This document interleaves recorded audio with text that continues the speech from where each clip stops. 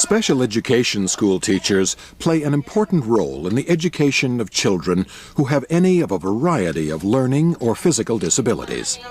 Because they work with kids who often require immediate attention, special education teachers must be able to identify students' unique needs quickly.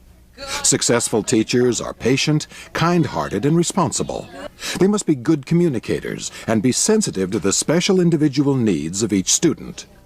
In addition to teaching students basic subject material, responsibilities can range from working with educational technology, such as computers equipped with synthesized speech, to working closely with parents in reviewing and implementing new teaching and learning techniques. Outside the classroom, these teachers may meet with parents to discuss a student's performance or prepare lessons for a future day. If you are interested in this career, you might find it quite challenging. At times, you might have to deal with uncooperative or hostile children. But knowing you're making a positive contribution to the educational, social, and moral development of these children can have a profound effect on the way you view your own life and the challenges you face.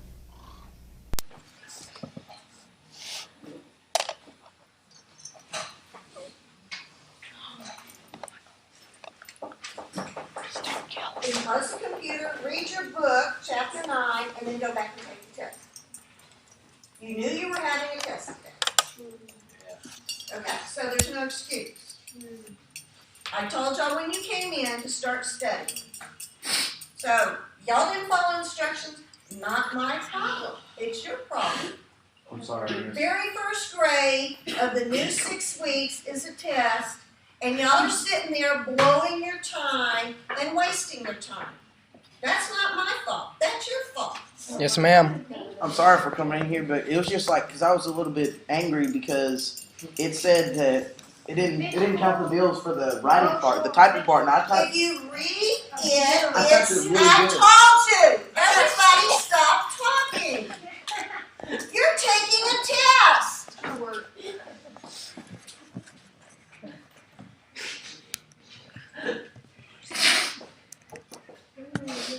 I shouldn't hear any music. What? I should not hear any music. You're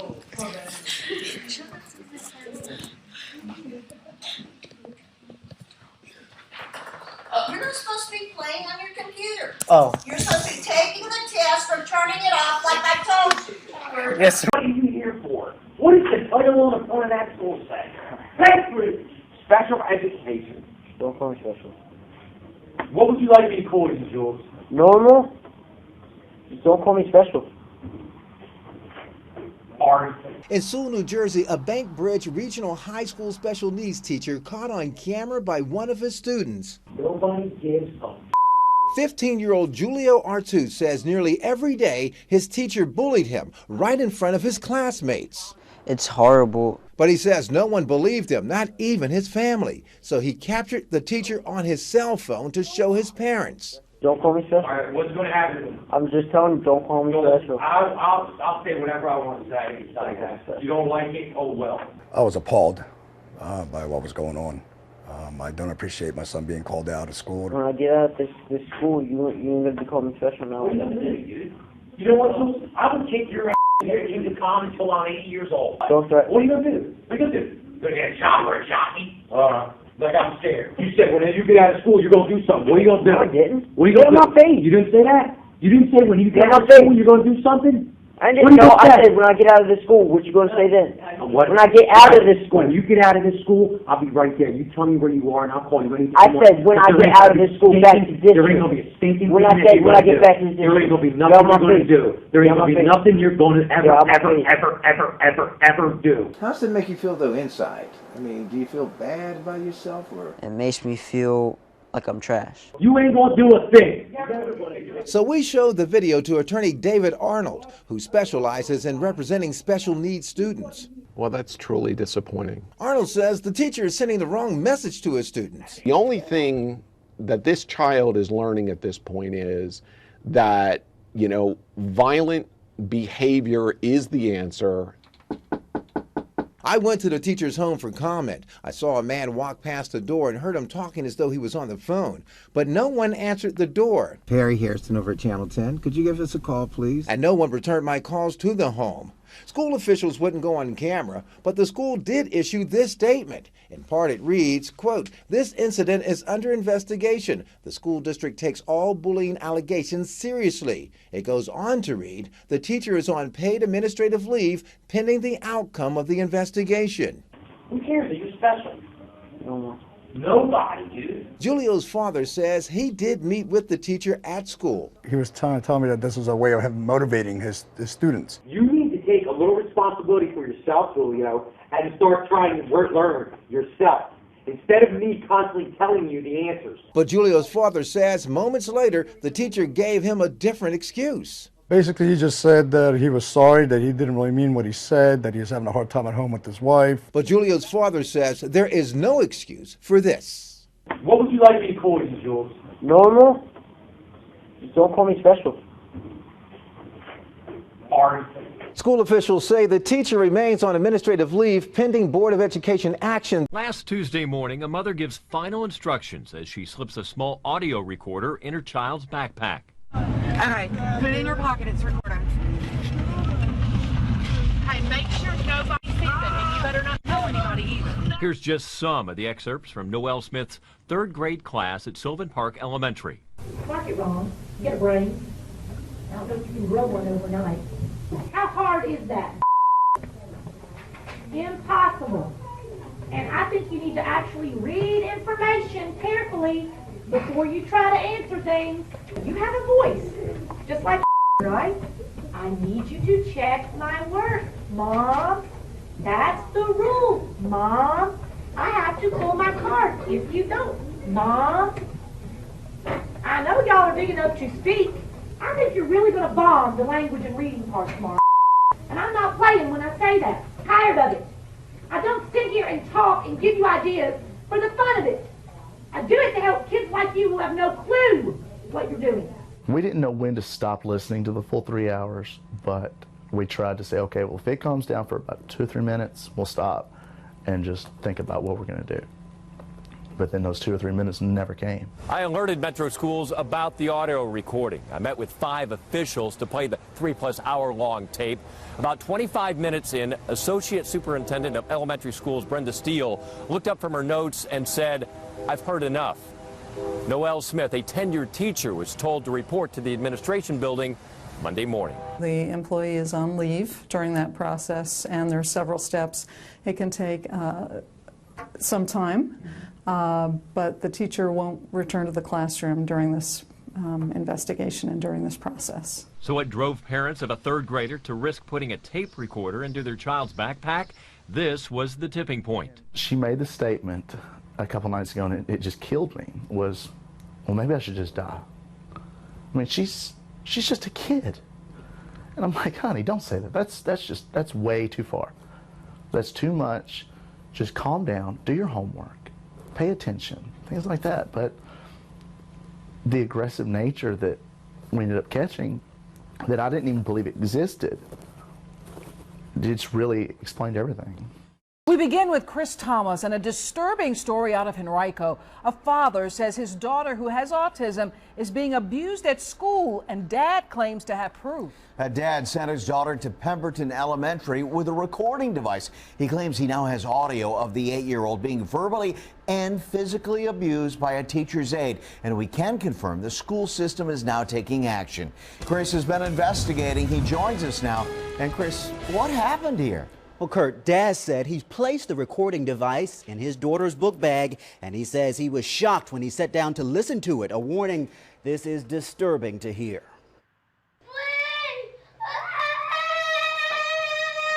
Those screams allegedly coming from inside Pemberton Elementary School from little 8-year-old Presley. Do you want to go to class?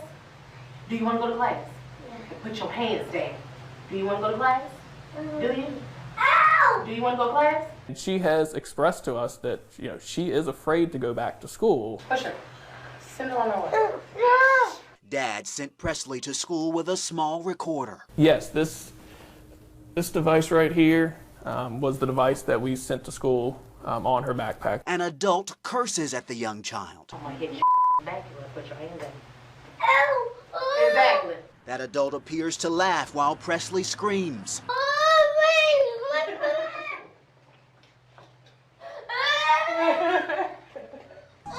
We listened with Dad as that adult seems to even brag to other adults. I just run around the room so she can't catch me. You know, and to have her endure this, you know, it's just truly heartbreaking as a father. The school division has investigated his concerns thoroughly and seriously every step of the way. School leaders call the tapes new information, and we're told a teacher's aide is no longer coming here to the school. Instead, she's on administrative leave. It doesn't matter how the recording was obtained or who's saying what to whom.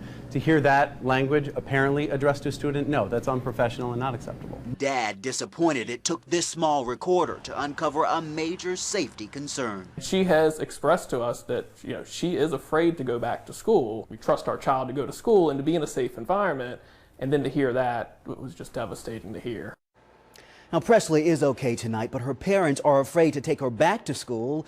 And listen to this. Dad says he just got a letter in the mail saying he could face jail time if he does not bring her back for class. Today, we spoke to the head of the National Association of Special Ed Teachers, and he said, while he does not think parents should be wiring up their children left and right, given the recent evidence of abuse, perhaps he says there is a need for cameras in some of those classrooms. So the head of the association Indeed. said that, and we've been talking all day about how the great special needs teachers are our heroes. Want to emphasize that. Absolutely, they're doing valiant work. Okay, thank you, Dan.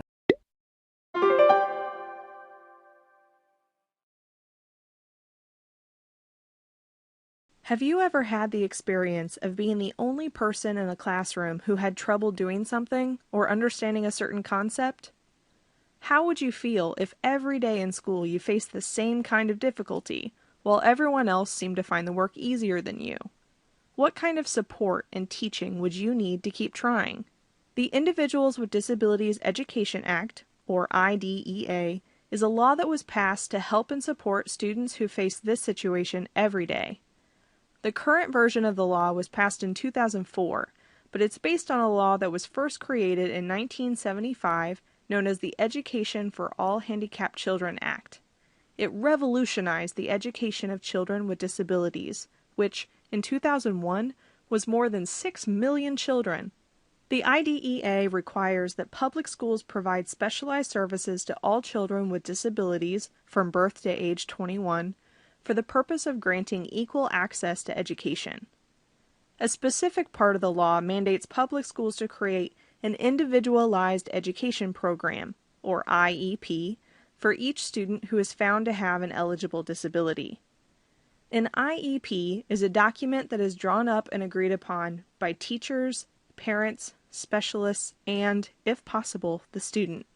The document describes the present achievement level of the student, then specifies goals for the school year, as well as any special support needed to achieve those goals. The focus of this lesson is the law itself. Let's visit Cornerstone Elementary to see an example of the IDEA in action. Meet Susie. Susie is a bright, energetic third grader who loves school. Susie has a hearing impairment. She's not deaf, but her hearing is poor enough that it affects her educational performance, as she has trouble hearing any of her teachers. Susie would qualify for special assistance under the IDEA. Her IEP would include information about her hearing impairment, such as the most recent hearing test results, and would also outline multiple goals and services agreed upon by her parents and teachers. Although Susie might meet with a specialist once or twice a week, most of her time would still be spent in the classroom with all of her fellow students. This is because another aspect of the IDEA is the requirement that a student with a disability be educated in the least restrictive environment possible, or LRE. In other words, a student like Susie who has a disability should have the opportunity to be educated with her non-disabled peers to the greatest extent possible. Susie should have the opportunity to interact with her peers and have the same access to educational experiences as everyone else. Susie may just need additional resources, such as visual aids, to optimize her learning. Thanks everyone for coming today. We're here to discuss Jane and her IEP for the next year. Jane, I'm going to run through a few things I've got here, and you can correct me if these are wrong at all. I've got down that you're very social, you've got 2 younger siblings, your parents are divorced, you don't communicate with your father regularly. Mom, I've got that you work 3 jobs, and Jane is left to care for the siblings a lot of times. Is that correct? Yeah. And I've also got down that you have an adoration for babies and want to go into child care providing. And next, Ms. Noyce from the Special Ed Department is going to discuss a little bit what we've got planned for your IEP. Okay, Jane, so we noticed that you've been struggling in some of your reading, writing, and math scores, so we're going to kind of talk about what's been going wrong with that and how we can get those scores back up to par so that you're on track to graduate on time. So study skills teacher, Ms. Oliver, is going to kind of go over what we can do for that. Okay, Jane, so on a weekly basis you're going to be coming to our classroom, my classroom, for reading comprehension quizzes to improve your grammar and vocabulary skills, because your last ISAT scores were pretty low, so we need to get those back up in order for you to graduate. We're also going to need you to write 1 paragraph every day that pertains to your English lesson prior to this class period. It's going to entail writing on a main idea with 2 to 5 sentences with supporting details. Ms. Cameron is going to make sure that I get all of your homework so that you can complete that in class. Right? Okay. So we'll get those and you can complete those in class. And for math, you're going to be coming in to turn in weekly math assignments and quizzes. So Mr. Hollick, if you can make sure that you get those papers to me on time, we'll make sure that Jane gets those completed so that she doesn't fall any further behind in her classes. Sure, yes. Good, thank you. Okay, so some of the accommodations we've come up with for you for English, I think we're going to work on allowing some more time for the completion of your assignments. We thought it might be a good idea to do some peer modeling so that you can kind of learn from your peers and maybe they can help you out with some of the things you're struggling with. We think that if you're given a highlighter, that might help you understand some more of the key concepts. Computer software with spell check and grammar, because we know that you kind of struggle with spelling at times, and that might help you get a better idea for that. And we might even shorten some of the assignments so that it's not as difficult, and also simplify the text. For math, we're going to eliminate the need to copy problems, and we're going to also give you a handheld calculator. We're going to hear from Ms. Deschambault to talk about your post-school goals. All right, so Jane, we are here also to discuss your post-school goals, and it says here in your input that you would like to be part of the occupational preparation program at our school. So we have our home ec teacher here to explain some of those classes and what you'll be doing in those. So we are going to be improving your domestic and financial skills. We're going to work on your independent living skills and help you advance your vocational skills. And we're going to learn how to balance a checkbook in our class. We're going to do a lot of cooking, a lot of sewing, and we're also going to do a baby simulation so you can get some experience with infants. It's going to be a very hard activity, but I think you can do it. Thank you. And something else we thought might benefit you to help you get to this post-second school goal is we'd like you to volunteer 5 hours a week at the local Boys and Girls Club. Mom, is that doable? I think we can work it out. All right. Any other questions? Will she have any take-home homework? I don't need to be aware of.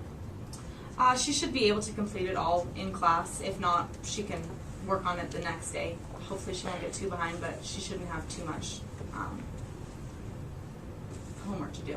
If she stays on task with this set, will she be able to graduate? Yes, as of right now, it looks like she will be able to graduate. She just needs to make sure she stays on top of all of her assignments. Ms. Deschambault, did you have some concerns that you were kind of wanting to... Yes, Jane, we are concerned with how much you talk about your adoration of babies with you becoming pregnant while still in high school. So, Mom, we'd like to ask you to take time in your home to discuss preventative measures. Is that something you guys can work on? Yeah, well, I think this is something we probably need to talk about at home privately, but you're probably right. It probably should be addressed this time. Okay, any more questions? Jane? Mom? I'm good. All right, well, thanks everyone for getting together. I think this has been real productive. And Mom, if anything comes up and you have any more concerns or questions, and Jane as well, just feel free to ask. All right, thanks everyone. I'm a special ed teacher, but it seems to me I might need to get my law degree, because everything's about paperwork to the sky. And now and then, when I see the kids' faces, it reminds me of why I come to this place. But then there's more paperwork, and I want to break down and cry. Oh, no child left behind, guys.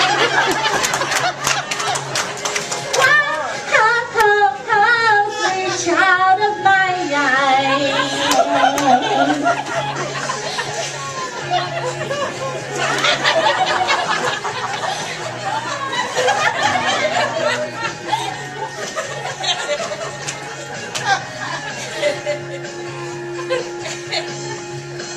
And these acronyms are killing me, like CRTs are now EQTs. In PST, they want to know about RTI. And you must write the perfect IEP, and don't forget to do your PLP. And if you don't need AYP, the virograph will surely die.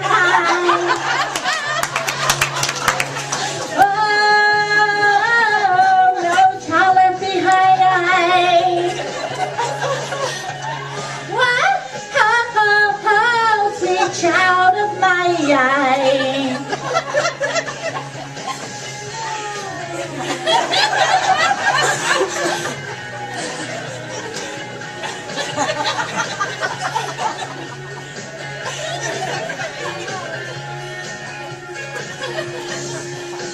Yes, I've got a job of the hardest kind, where there's emails till there's pain. And I hate to open my email box and see Debbie Howell's there. We have a cold, dark place where rodents like to hide. And I pray for the roaches and the snakes to quietly pass me by. Whoa, no child left behind.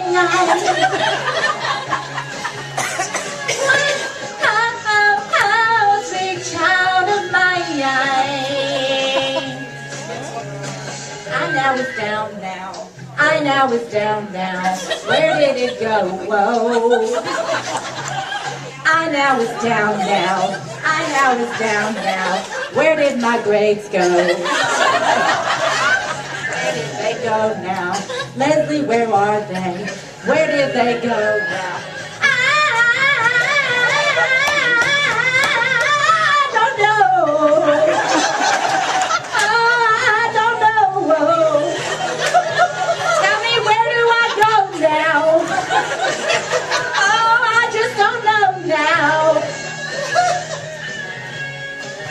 Tell me, where do I go now? My schedule says here now, but that's not where I'm going. There was IEP.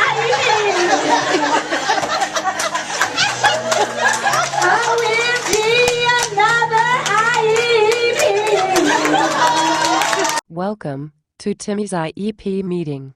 I am the VP and will be the administrative designee for this meeting.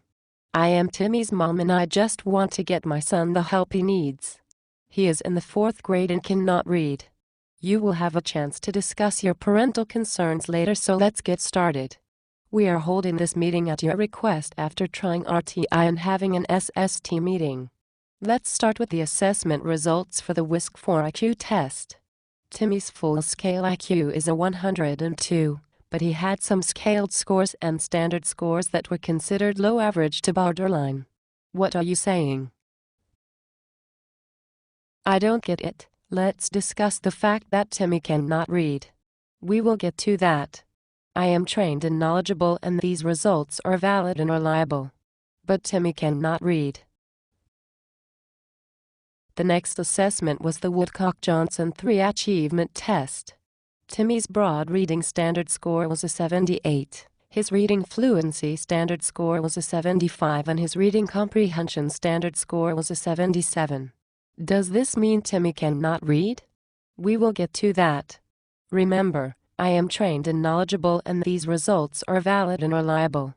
Also, I provided the assessments in Timmy's primary language. But Timmy cannot read. The next assessment was the TVPS assessment test for visual processing. Timmy's scaled score on visual memory was a 6 and his scaled score on visual spatial was a 5. I have now finished explaining all of the assessment results in clear, easy to understand language because I am trained and knowledgeable and these results are valid and reliable. It is now your turn to tell us your parental concerns. I have been telling you my parental concerns all along. Timmy cannot read. Please explain to me what everything you said meant because I still don't understand. Oh. All right. As I have already clearly explained, Timmy cannot read. Next time I am going to visit specialeducationadvisor.com before the meeting so that I am better prepared and understand what all of this means. My name is Maxwell and I am so excited to be attending my individualized education plan meeting. I am so happy to help make this plan.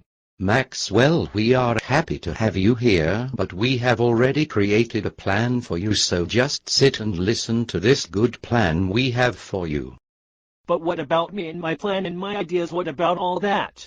Maxwell, we have many diagnostic reports about you. We have all we need to make a good plan for you, so please sit and listen to this good plan. Maxwell, you will like this good plan we have made for your future, so please sit down and listen.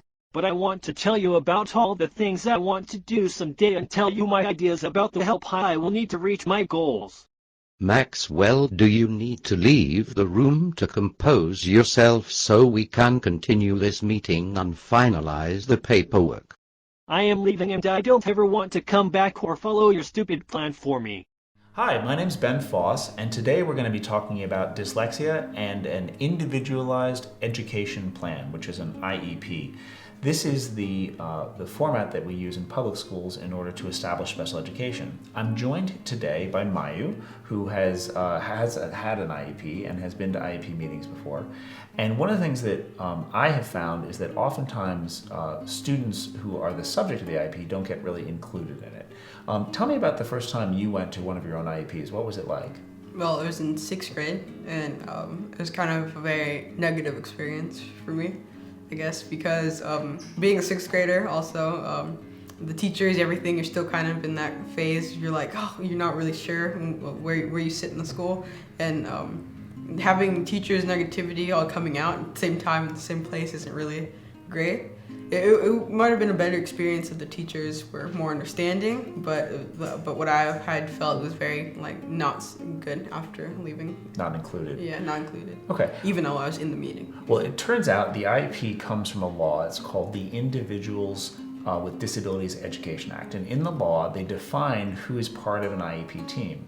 And it turns out the kid involved is part of that team. They have an official role and they're allowed to speak at the meeting. So one of the things we've done on the Headstrong Nation website is we've put together a brief presentation that you can give at your own session. And I thought we'd go through a few bits of that today, and you could talk through how you might fill in that content and then present it at your meeting. So the way this is set up is that it's on the website, it's in the tools section. You can find this presentation to download, and you could go through it and fill it out. So why don't we start by helping you define for folks what your goals are. And in the PowerPoint presentation, we ask 3 questions that you might talk about, which is your favorite school activity, what you want to be when you grow up, and the things that you want to learn about in school this year. So let's apply that to this year. You're currently in 8th grade? Yes. Okay. So what is your favorite school activity? My favorite school activity is probably history. Uh-huh. Yeah. What do you like about it? I like the constant, I guess, challenge, and also how it's already been set in stone, so it can't be changed by the teacher. so it's already happened. So okay. Yeah. And then what do you think you want to do when you grow up? I guess academic goals, maybe Yeah. be a lawyer, Uh-huh. and then more athletic goals, maybe baseball player. So you'll be player. a baseball player, lawyer. Yeah. I like it. Or Yeah. football. Yeah, or football. Okay. So maybe sports law. Yeah, sports law. There you Okay. go. All right. And then specifically this year, what are the types of things you want to do this year? What are your goals this year that you want to achieve that a teacher might be able to help you with? I guess since I've kind of overcome my math issues, I guess maybe becoming a good speller. So focusing on spelling. Yeah. Okay, is a thing that you want to improve. All right. And then when you talk about your own profile and you describe your profile to someone, what are the key things that an IEP team would be interested in knowing about you? That I'm not the stereotypical dyslexic. I don't have troubles with reading, and I don't. Yeah, so don't ask me if I can see your shirt like backwards. Right. Yeah, and don't take me for granted. I Okay. guess, and so because I'm as normal as any other kid. Okay. And then that my struggles are math and spelling. Okay. So those two areas are you're really, Yeah. and if you can really get support there, you can be independent. Yeah. Okay. I'm going to show you an image that's in the PowerPoint presentation. So this is a human brain. On the left side is a person who is not dyslexic, and the right side is a person who is dyslexic. So on this side, you can see there's a region of the brain called the temporoparietal lobe, and over here, that region of the brain is not very active. And I always like to show this image in it. So if you were going to show an image like this to a teacher, what do you think you'd want them to take away from it, and what would you want them to understand about that image? That even though this part of the brain has less activity, doesn't mean that we're not as smart as the other part of the brain that has the most activity, the non-dyslexic brain. That makes perfect sense. And so then the final thing that we would focus on is what commitments you would be willing to make to the teacher this year. And in here we talk about a couple things that are just, to start with, to work hard, to ask for help when you need it, and to do your best to succeed as a student. What types of commitments would you make in your IEP so that you could be a partner in your education? Well, for example, this year I've already made a commitment that on Wednesdays I come in the morning to meet with teachers to make sure that I have everything under control and know what's going on and just keep me updated. And if, say I wanted to get ahead on work, I could do that. So maybe I'd implement that in an IEP at a public school. Okay. Coming to see teachers. Yeah. Well, that makes really good sense. And I think if you could make those kind of commitments with this presentation in an IEP meeting, how do you think that meeting might go? Depends who the teachers are. So. Okay. Well, give me two scenarios. Okay, if you had a positive teacher, then they would be like, that's great. Okay, we can work something out. But if you had a negative teacher who's given up on you after the first 2 weeks of school, right. then you're kind of I guess you're not gonna have a very good experience because they will say they will help you. Like you come in the mornings, but what happens is you come in the morning, they're not gonna do anything with you. Okay. You'll just be there. Well, I think one of the most important things that I always think about is no one went into teaching because they didn't want to teach. That's true. And if you can tell them how to be supportive to you as a learner through this meeting, you can actually set the terms of engagement so you can have a more positive classroom experience. So do you think this is something you might want to try? Presenting at an IEP meeting? If I had an IEP meeting? Yeah, if you had one coming up? Sure, that might work. Okay. It always depends on your relationship with the teacher and the teacher's relationship with you. Yeah, So. I think that's a critical piece of it. Yeah. Well, great. Well, thank you very much, and we'll give this a go in your next IEP when they come up. All right. Okay. All right. Thanks a lot for joining.